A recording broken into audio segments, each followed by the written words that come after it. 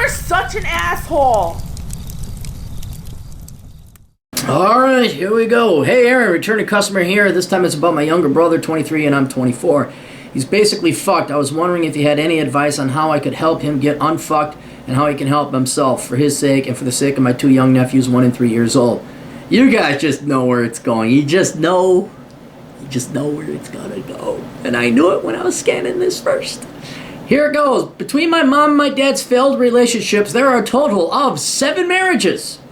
6 divorces. My mom is currently married to her 5th husband. Okay, so your mom is slightly more whorish than your father. So you could say we had a very interesting childhood. No, you had an abusive childhood. That's what you had. You had a broken family, and it was broken multiple times, and your parents have fucking failed you. You owe them jack motherfucking shit. So let's start that. We're going to lay down the tone there. That's base of operations at Fort Cappy. With a flag. With a big finger on the flag. Hey, it's Fort Cappy! Only assholes are welcome there. So, being raised primarily by her single and occasionally married mother. Dad is a deadbeat mooch who got AIDS from a hooker. Fuck. He cheated on my mother with and is now collecting disability. Asked my brother, he dropped out of high school but went back and got his GED. However, despite our parents' awful track record with marriage, he got married at the age of 20 to a 19-year-old homeschooled chick. Oh, this is good. Her family is also fucked up. My brother and his wife adopted her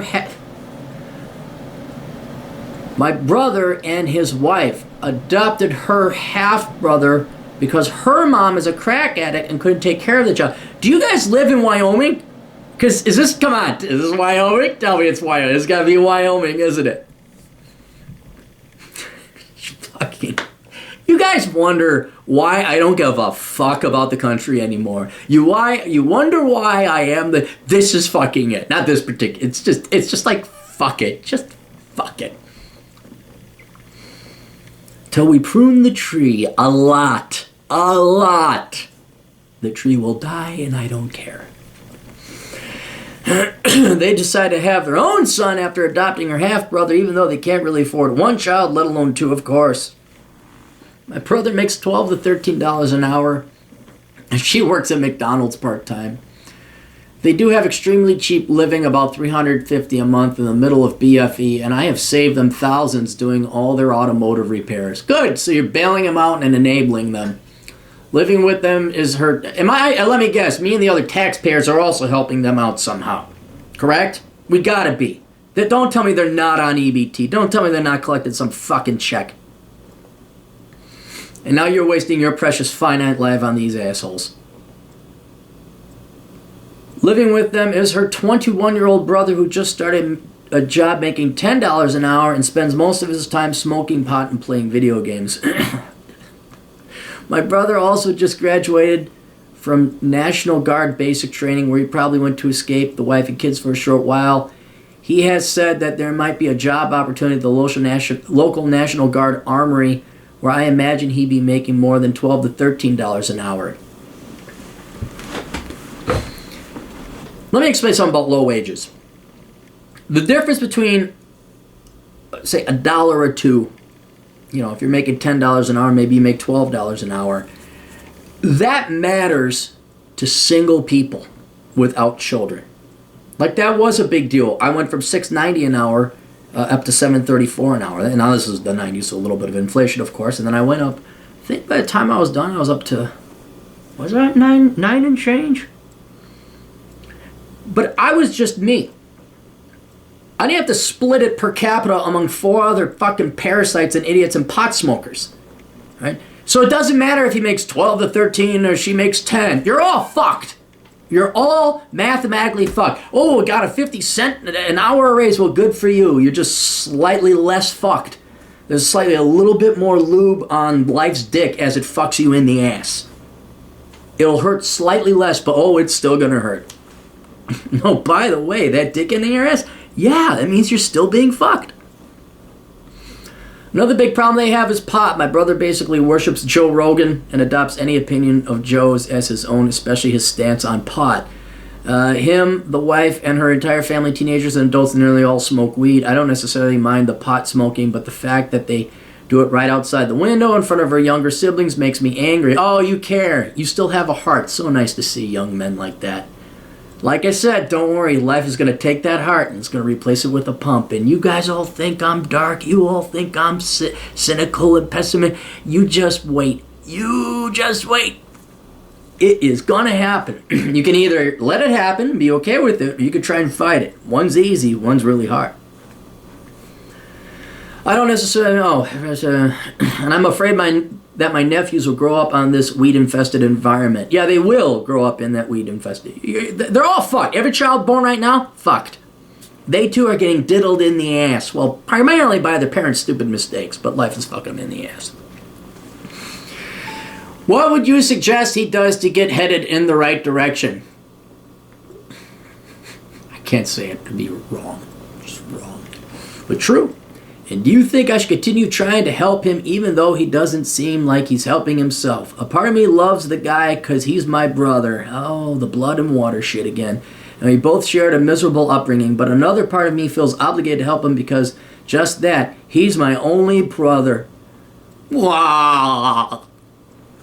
An emo response will do, but as I'd ultimately like to introduce him to your videos, oh, he's a stubborn bastard. Oh, hey, you little fucking parasitic faggot, give me my fucking tax money back. Not you, client, your fucking pathetic-ass loser brother. As always, thank you for your help. And then I asked, like, okay, how near are you to these people, blah, blah, blah. As long as your compensation includes sharing a cigar. Oh, and I told him I was charging him extra so it would sting and be a pain in his ass so he'd pay attention. Because if you charge normal, I will charge you extra if you desperately need to pay attention to my advice. Because I think it's Freud. Freud was the one that says there must be pain in order to learn. And this guy is paid extra. He says, okay, as long as part of that compensation includes sharing a cigar with me. Absolutely. If you ever cross paths, you let me know. You're planning a motorcycle ride out west in May or June? Oh, yeah, totally. Let me know when you go, man. I might be out there myself. If you're out west and I'm out west, well, you know, I got enough. That's the great thing about west. Where do you want to go? Wherever I feel like it. Yeah, your brother who maybe watches, yeah, you can't do that now because you fucking couldn't keep your dick in your pants and you're fucked. Hard to ride a motorcycle and adventure with life's dick in your ass. You gotta drag life with you. You don't go as fast. Wind drag with dick riding on your back, or life with its dick in you while it rides on the back of your motorcycle that you can't afford with your fucking $12 an hour. You live in a certain area and you're an hour from them. Because the reason I ask how far away you are from it, you want nothing to do with this fucking... I wrote about in Bachelor Pad Economics. I think Black Man's Guide to Poverty. This is important for every young man out there. And women too, but predominantly men. If you hang out with bad people, bad things will happen to you. Perfect example. I'm driving my dipshit brother to the airport. Because he doesn't have a license at the age of fucking 35. And he starts lighting up pot in the car. Now, pot is not legal in, where were we, Wisconsin? I think it was. Pot's not legal. I'm the driver. Wisconsin state troopers love out-of-state plates. Fucking shit, the fucking. It was like a Robert De Niro movie. Fucking. Throws out the pot. Get home. Windows down, even though it's cold outside. Get rid of that pot smell. What do I find in the crevice of my car? Oh, guess what? Cop pulls me over, K-9 unit, I'm arrested. Possession. It's not mine, it's my brother's. Sure it is. Now, you hang out with bad people who deal drugs, get in fight, get shot, stray bullet, kill you. You had nothing to do with the fucking gangs of the drug deal going down. It's the same fucking shit that's going to happen here. Right? And if you cut them off and make them actually be grown-up fucking adults, they're going to hate you because they've already been brought up to think they're entitled to other people's shit. Your free car help, fucking government's help, my help, all the other taxpayers' help, all the old capites who pay extra fucking taxes for these people to raise fucking degenerate children, and that's what they're going to become. Right? He's going to get pissed.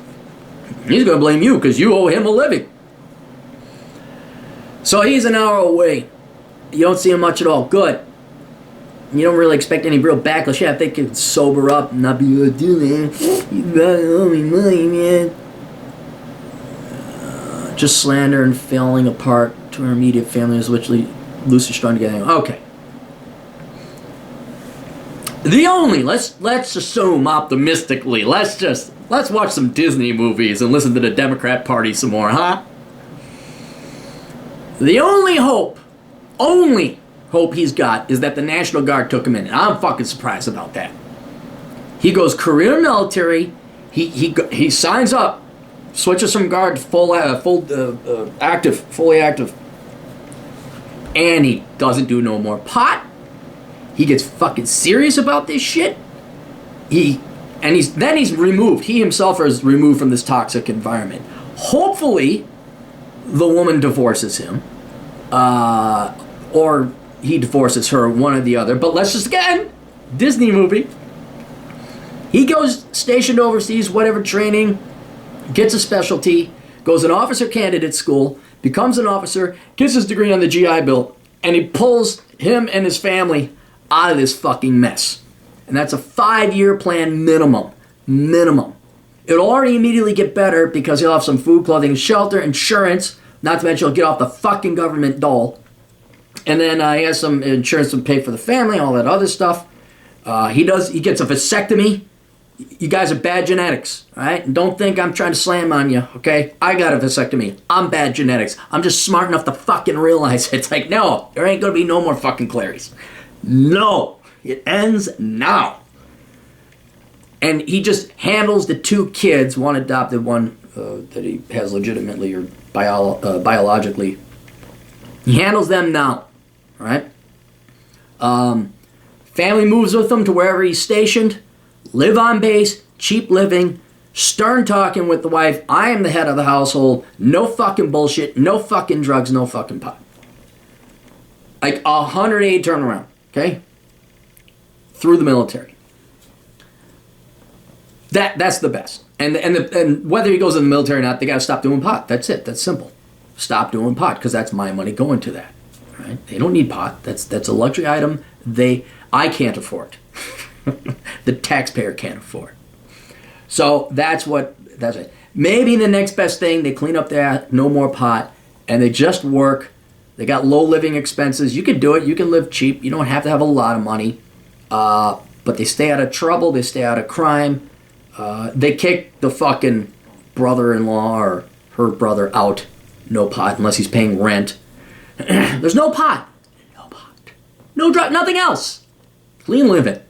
Maybe you go have a drink down at the bar. Fine. Everybody's working. No more kids. Vasectomies. Anyone living there that isn't nuclear family pays rent, and they're there short-term lease. You're out after a year going to do your own shit. That is what you could tell him. Now, when that fails, and it will, the real issue is you.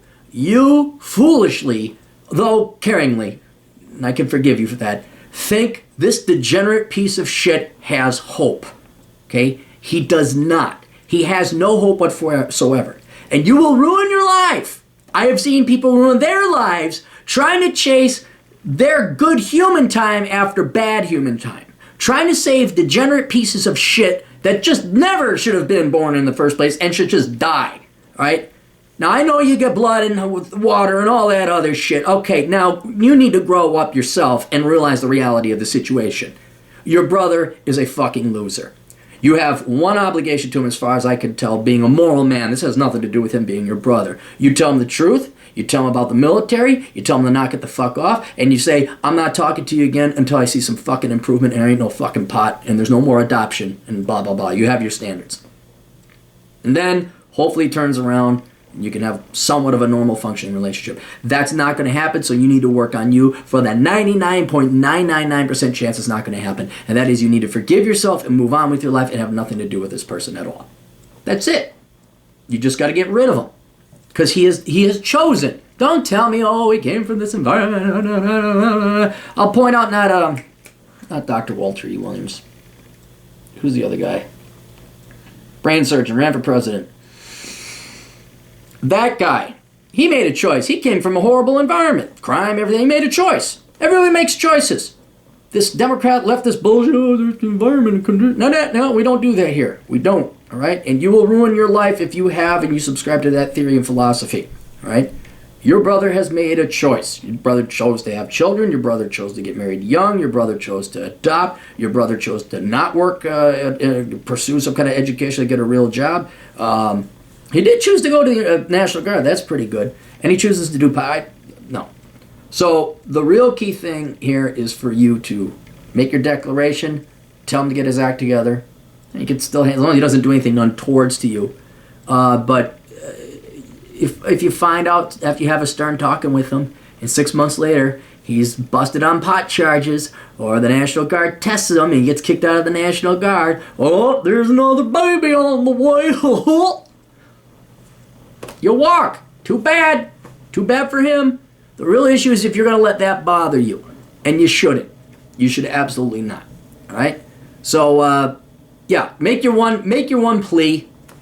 Don't make it 5, 10, 100, 1,000. I've seen people do it. They just, oh, maybe that. I remember, oh, it was great. This fucking Christ. This one guy I know, he's 40 years old. And they're still like, well, you know, our parents, his parents, well, we know we paid first flight, you know, maybe you'll get it around this time. Like, yeah, maybe you will, 40-year-old man. And you buy one flight, yeah. You know, millions of dollars worth of social services and government checks didn't do it, but you buying him a flight this time, that's going to turn him around. Walk away.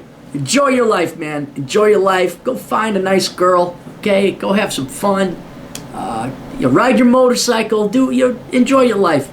But do not let this person, if you can even call it that, ruin, or not ruin, he won't ruin your life, but lessen you, even bother you, even keep you up at night.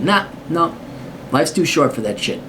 Go have fun, say your piece, you know, maybe high on Christmas or whatever. You get the fuck out of Dodge, and you go live your life. All right, that's it. Yo, Captain's Got Answers. If you got questions and you have money, assholeconsulting.com if you want the truth. And that's it. I got more videos I got to do, and I got a big one that I haven't even started the research for yet. So, all right, we'll see you guys later. Toodles.